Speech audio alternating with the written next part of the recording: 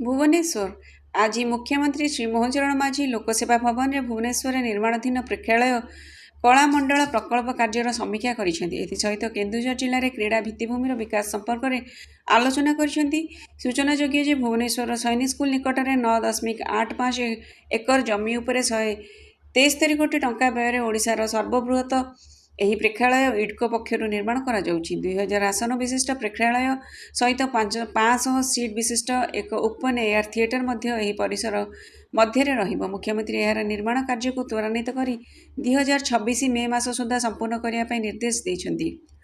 ଭୁବନେଶ୍ୱରରେ ବିଭିନ୍ନ ସରକାରୀ କାର୍ଯ୍ୟକ୍ରମ ଓ ସଭା ସମିତି ଆୟୋଜନ କରିବା ପାଇଁ ଏହି ପ୍ରେକ୍ଷାଳୟଟି ଅତ୍ୟନ୍ତ ଉପଯୋଗୀ ହେବ। ଭବିଷ୍ୟତକୁ ଦୃଷ୍ଟିରେ ରଖି ସମସ୍ତ ଆନୁଷଙ୍ଗିକ ବ୍ୟବସ୍ଥା ଏହି କଳାମଣ୍ଡପ ପରିସରରେ ଉପଲବ୍ଧ କରିବା ପାଇଁ ମୁଖ୍ୟମନ୍ତ୍ରୀ ପରାମର୍ଶ ଦେଇଥିଲେ। ଏହି ସହିତ ପର୍ଯ୍ୟାପ୍ତ ପାର୍କିଂ ସୁବିଧା ପାଇଁ ମଧ୍ୟ ମୁଖ୍ୟମନ୍ତ୍ରୀ ଗୁରୁତ୍ୱ ଦେଇଥିଲେ। ସେହିଭଳି କେନ୍ଦୁଝର ଜିଲ୍ଲାରେ ପ୍ରସ୍ତାବିତ 6ଟି ଗୁରୁତ୍ୱପୂର୍ଣ୍ଣ କ୍ରୀଡ଼ା ପ୍ରକଳ୍ପର ବିକାଶ ସମ୍ପର୍କରେ ମଧ୍ୟ ବୈଠକରେ ଆଲୋଚନା ହୋଇଥିଲା।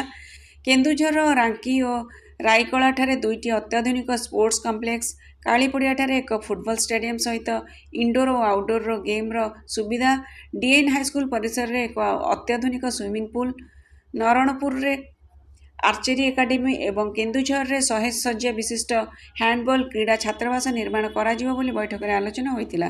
ଏହି ବୈଠକରେ ଓଡ଼ିଆ ଭାଷା, ସାହିତ୍ୟ, ସଂସ୍କୃତି ଓ କ୍ରୀଡ଼ା ମନ୍ତ୍ରୀ ଶ୍ରୀ ସୂର୍ଯ୍ୟବଂଶୀ ସୁରଜ, ମୁଖ୍ୟମନ୍ତ୍ରୀଙ୍କ ପ୍ରମୁଖ ଶାସନ ସଚିବ ଶ୍ରୀ ଶାଶ୍ୱତ ମିଶ୍ର, ଅର୍ଥ ବିଭାଗର ପ୍ରମୁଖ ଶାସନ ସଚିବ ଶ୍ରୀ ସଞ୍ଜୀବ ମିଶ୍ର, କ୍ରୀଡ଼ା ବିଭାଗର କମିଶନର ତଥା ଶାସନ ସଚିବ ଶ୍ରୀ ସଚିନ ରାମଚନ୍ଦ୍ର ଯାଦବ, ସଂସ୍କୃତି ବିଭାଗର ଶାସନ ସଚିବ ଶ୍ରୀ ବିଜୟ କେତନ ଉପାଧ୍ୟାୟ, କ୍ରୀଡ଼ା ନିର୍ଦ୍ଦେଶକ ଡକ୍ଟର ଏଦୁଲା ବିଜୟ ଏବଂ ଉଭୟ ବିଭାଗର ବରିଷ୍ଠ ଅଧିକାରୀମାନେ ଉପସ୍ଥିତ ଥିଲେ।